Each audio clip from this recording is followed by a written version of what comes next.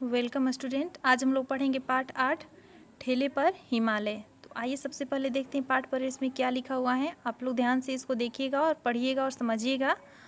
प्रस्तुत पाठ ठेले पर हिमालय एक यात्रा स्मरण है, जिसमें लेखक ने कौशानी के प्राकृतिक सौंदर्य के साथ साथ बर्फ से आच्छादित हिम शिखरों का वर्णन अत्यंत रोचक ढंग से किया है। लेखक कहते हैं कि उबाऊ और थका देने वाली यात्रा के पश्चात जब हिमालय के शिखरों की असीम सौंदर्य राशि के दर्शन होते हैं तो मन की खिन्नता प्रसन्नता में बदल जाती हैं और सारी थकान छूमंतर हो जाती हैं। ठेले पर हिमालय खासा दिलचस्प शीर्षक है ना, और यकीन कीजिए इसे बिल्कुल ढूंढना नहीं पड़ा, बैठे बिठाए मिल गया।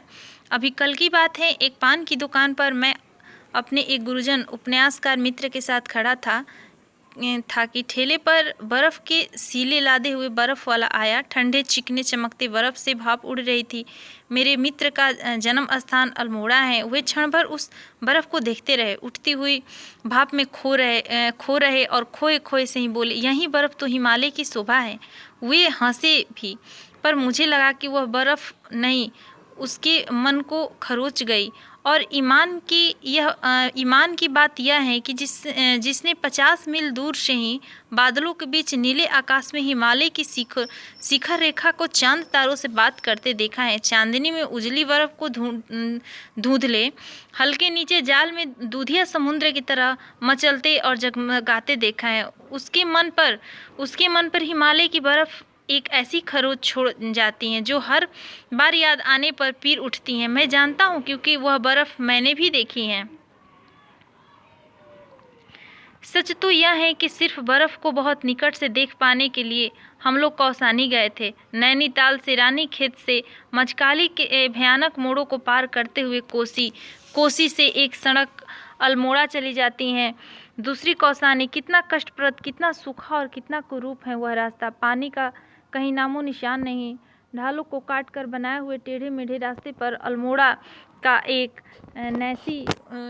नैसी खुआ और लापरवाह ड्राइवर जिसने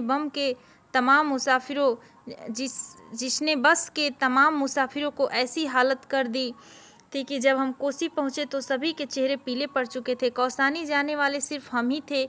हम वहां उतर गए, बस अल्मोड़ा चली गई। सामने के एक टीन के शेड में काठ की बेंच पर बैठकर हम वक्त काटते रहे। तबीयत सुस्त थी और मौसम में उमस थी। 2 घंटे बाद दूसरी लॉरी आकर रुकी और जब उसमें से प्रसन्न वदन शुक्ल जी को उतरते देखा तो हम लोग के जान में जान आई। शुक्ल जी जैसा सफ़र का साथी पिछले जन्म के पुण्य से ही मिलता है।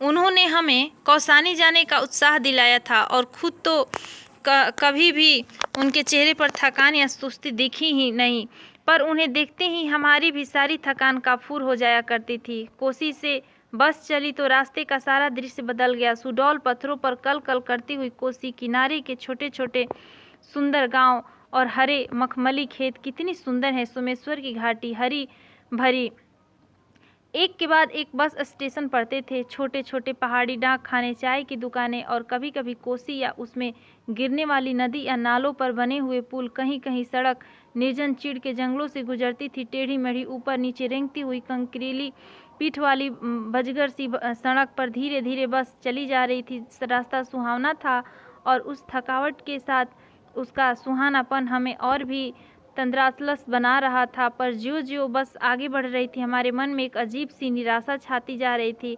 अब तो हम लोग कौसानी के नज़दीक हैं। कोसी से 18 मील चले आए। कौसानी के बारे में सुना बहुत था।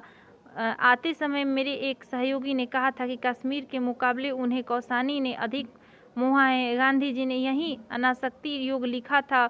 उनका कहना था कि स्विट्जरलैंड का आभास कौसानी में ही होता है। यह नदी, घाटी, खेत सुंदर, गांव सुंदर हैं, किंतु इतनी प्रशंसा के योग्य तो नहीं है कि नहीं है ही प्रशंसा के योग्य तो नहीं है ही। हम कभी कभी अपना संशय शुक्ल जी से व्यक्त भी करने लगे।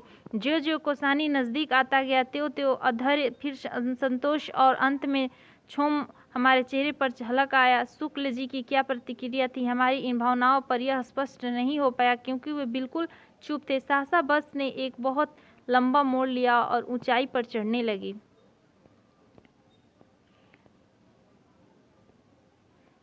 सोमेश्वर की घाटी से उत्तर में जो ऊंची पर्वतमाला है उस पर बिल्कुल शिखर पर कौशानी बसा हुआ है। कौशानी से दूसरी ओर फिर ढाल शुरू हो जाती है। कौसानी के अड्डे पर जाकर बस रुकी। छोटा सा बिल्कुल उजड़ा सा गांव और बर्फ का तो कहीं नामो निशान नहीं। बिल्कुल ठगे से हम लोग। कितना खीन था। मैं भिन्नाते हुए बस से उतरा ही था कि जहाँ था वहीं पत्थर की मूर्ति सा स्तब्ध रह गया। कितना अपार सौंदर्य बिखरा था सामने की घाटी में। इस कौसानी की पर्वतमाला ने अपने अंचल में यह तो कत्यूर की रंग बिरंगी घाटी छिपा रखी है। इसमें किन्नर और यक्ष यक्ष ही तो वास करते होंगे। 50 मीलों चौड़ी यह घाटी हरे मखमली कालीनों जैसे खेत, सुंदर गेरू की शिलाएं काट कर बने हुए लाल लाल रास्ते जिनके किनारे सफ़ेद सफ़ेद पत्थरों की कतार और इधर उधर से आकर आपस में उलझा जाने वाली बेले की लड़ियाँ से नदियाँ मन में बेसख्ता यहीं आया कि इन बेलों की लड़ियों को उठाकर कलाई में लपेट लूँ, आंखों से लगा लूँ। अस्मात हम एक दूसरे के मन में लोक में चले आए थे। इतना सुकुमार, इतना सुंदर, इतना सजा हुआ और इतना निष्कलंक लगा कि इस धरती पर तो जूते उतार कर पाँव पोंछकर आगे बढ़ना चाहिए। धीरे धीरे मेरी निगाहों ने इस घाटी को पार किया और जहाँ ये हरे खेत और नदियाँ और वन क्षितिज के धुंधलेपन में नीले कोहरे में घुल जाते थे, वहाँ पर कुछ छोटे पर्वतों का आभास अनुभव किया। उसके बाद बादल थे और फिर कुछ नहीं। कुछ देर उन बादलों में निगाह भटकती रही कि अस्मात फिर एक हल्का सा विस्मय का धक्का मन को लगा।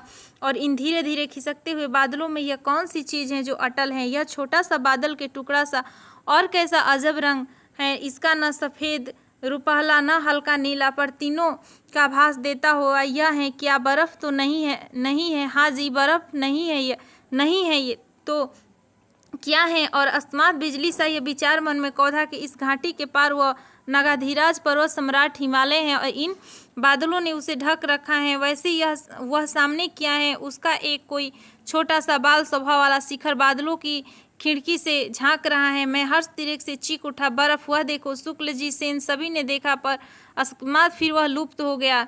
लगा उसे बाल शिखर पर जान किसी ने अंदर खींच लिया। खिड़की से झांक रहा है कहीं गिर न पड़े। उस पर एक क्षण के हिम दर्शन ने हमें जाने क्या भर दिया कि सारी खिन्नता, निराशा, थकावट सब छूमंतर हो गई। हम सब आकुल हो उठे। अभी ये बादल छट जाएंगे, फिर हिमालय हमारे सामने खड़ा होगा, निरावृत असीम सौंदर्य राशि हमारे सामने अभी अपना घूंघट धीरे से खिसका देगी। और तब सचमुच मेरा दिल बुरी तरह धड़क रहा था। शुक्ल जी शांत थे, केवल मेरी ओर देखकर कभी कभी मुस्कुरा देते थे, जिसका अभिप्राय था कि इतना अधीर थे। कौसानी आया भी नहीं और मुंह लटका लिया। अब समझे यहाँ का जादू। डाक बंगले के खानसामे ने बताया कि आप लोग बड़े खुशकिस्मत हैं साहब। 14 टूरिस्ट आकर हफ्ते भर पड़े रहे, बर्फ़ नहीं दिखी। आज तो आपके आते ही खुलने के आसार हो रहे हैं। सामान रख दिया गया है सर, पर सभी बिना चाय पिए सामने के बरामदे में बैठे रहे और एकटक सामने देखते रहे। बादल धीरे धीरे नीचे उतर रहे थे और एक एक कर नए शिखरों पर हिम रेखाएं अनावृत हो रही थी। और फिर सब खुल गया।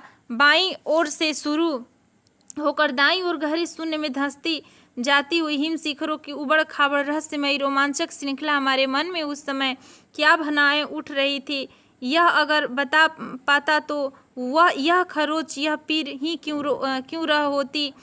सिर्फ एक धुंधला सा संवेदक इसका अवश्य था कि जैसे बर्फ के सील के सामने खड़े होने पर मुंह पर ठंडी ठंडी भाप लगती है, वैसे ही हिमालय की शीतलता माथे को छू रही है और सारे संघर्ष, सारे अंतवंत, सारे ताप जैसे नष्ट हो रहे हैं। क्यों पुराने साधकों ने दैविक और भौतिक कष्टों को ताप कहा था और उसे शामित करने के लिए वे हिमालय जाते थे। यह पहली बार मेरी समझ में आ रहा था। और अकस्मात एक दूसरा तथ्य मेरे मन के क्षितिज पर उदित हुआ।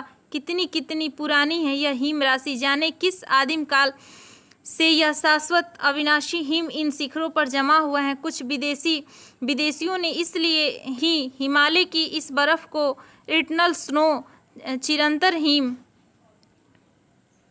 कहाँ है। सूरज ढल रहा था और सुदूर शिखरों पर दर्रे ग्लेशियर ढाल घाटियों का क्षीण आभास दिखने लगा था। सूरज डूबने लगा और धीरे धीरे ग्लेशियरों में पिघली केसर बहने लगी। बर्फ कमल के लाल फूलों में बदलने लगी। घाटियाँ गहरी पीली हो गई। अंधेरा होने लगा तो हम उठे और हाथ मुँह धोए और चाय पीने लगे, पर सब चुपचाप थे, गुमसुम, जैसे सबका कुछ छिन गया हो, पर या शायद सबको कुछ ऐसा मिल गया हो जिसे अंदर ही अंदर सहेजने में सब आत्मलीन हो या अपने में डूब गए हो। थोड़ी देर में चांद निकला और हम फिर बाहर निकले। इस बार शांत था, जैसे हिम सो रहा हो। मैं थोड़ा अलग आराम से कुर्सी खींचकर बैठ गया।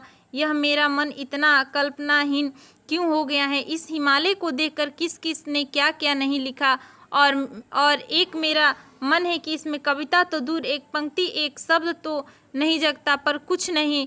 यह सब कितना छोटा लग रहा है इस हिम सम्राट के समक्ष। फिर धीरे धीरे लगा कि मन के अंदर जो बादल थे छट रहे हैं। कुछ ऐसा उभर रहा है कि इन शिखरों की ही प्रकृति का है, जो इसी ऊंचाई पर उठने की चेष्टा कर रहे हैं ताकि इनसे इन्हीं के स्तर पर मिल सके। लगा यह हिमालय बड़े